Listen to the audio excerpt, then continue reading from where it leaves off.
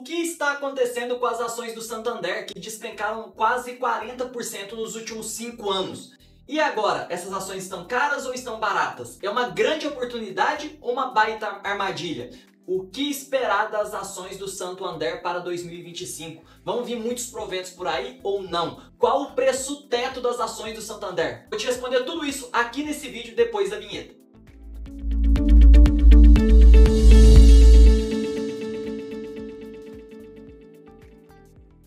E se você não me conhece, muito prazer, eu sou o Léo do Escalando a Vida, sou consultor de investimentos há mais de 7 anos e atualmente tenho uma comunidade com mais de 1000 alunos e já ajudei a montar e gerenciar mais de 6 milhões de reais em carteiras de investimentos. Então meu objetivo com os vídeos aqui no YouTube é te ensinar de maneira didática, clara, a investir com segurança e lucratividade e sempre de maneira descomplicada, passando para você aquilo que eu aprendi, testei com meu dinheiro e validei na prática. E com isso eu espero que te ajude e você goste. Como já de costume, toda sexta-feira tem uma análise completa de ação aqui no canal. Inclusive, eu criei uma playlist com todas as análises que eu já fiz. Eu vou deixar o link dessa playlist na descrição desse vídeo, depois dá uma conferida lá. E essa análise será dividida em 3 partes. Primeiro, você vai entender um pouquinho mais da história do Santander. De onde ele veio, quando ele fez o IPO, qual o tamanho dos seus números atuais. Na segunda parte, vamos entender um pouco dos fatores que levaram a toda essa queda do preço das ações do Santander nos últimos 5 anos. E também a expectativa para 2025. E por fim eu vou te falar meu preço teto para a SAMB11. Antes da gente entrar de cabeça na análise, faz o seguinte, se você ainda não é inscrito no canal, se inscreva para você ser avisado sempre que sair conteúdo novo e assim não perder nada. E agora sim, vamos lá.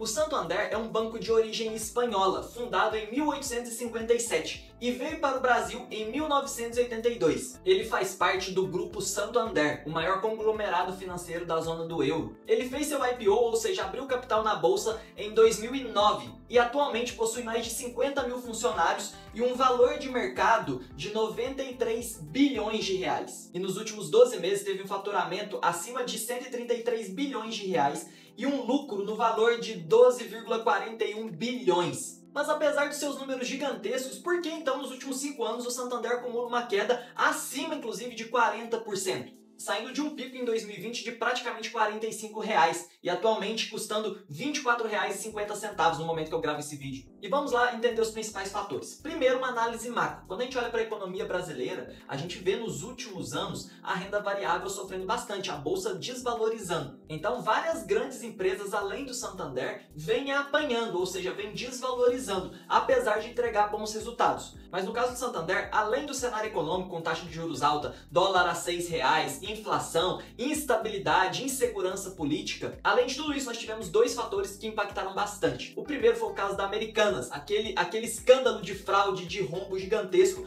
de bilhões de reais.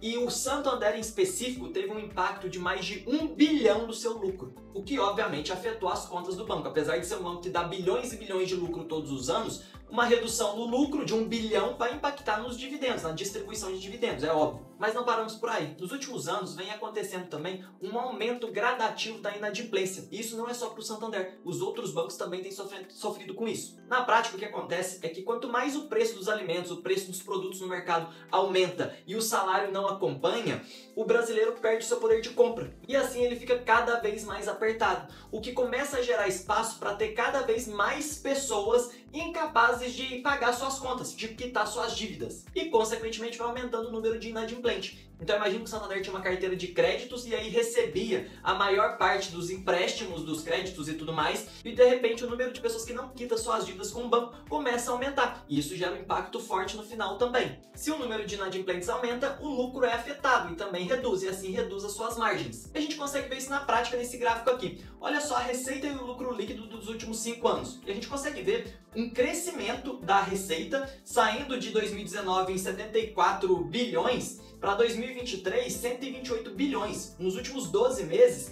133,20 bilhões de reais. Teve um grande aumento, mas nós não conseguimos ver esse aumento refletir diretamente no lucro. Então nós tivemos um lucro em 2019 de 16,63 bilhões e fechando 2020 com 9,5 bi. O lucro reduziu muito. E essa redução do lucro impactou diretamente o preço da ação, porque no longo prazo, o preço da ação tende a acompanhar o lucro da empresa. Mas é aqui que, como bons investidores, nós precisamos olhar os detalhes para entender se de fato é uma causa perdida, é uma grande armadilha ou se aqui abriu um espaço para uma grande oportunidade. Porque apesar da redução do lucro, nós temos que entender que ainda em 2023 foram mais de 9 bilhões de lucro. E somado a isso, no final de 2023, a própria diretoria do Santander soltou um comunicado apontando as dificuldades, os desafios que o banco vinha enfrentando, mas que já estava num processo de melhoria. E de fato a gente está vendo isso nos resultados. No momento que eu gravo esse vídeo, ainda não tivemos o fechamento oficial de 2024, mas a gente já consegue ver que nos últimos 12 meses teve um lucro líquido de 12,41 bilhões.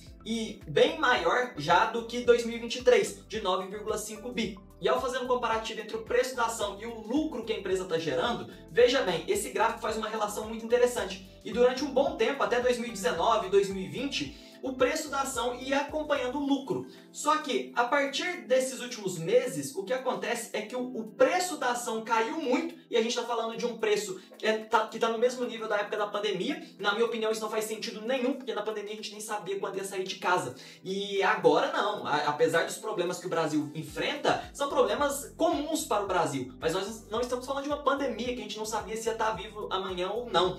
É completamente diferente. E o que a gente percebe, olha só, o lucro do Santander ele já vem aumentando e o preço da ação ainda está bem em baixa.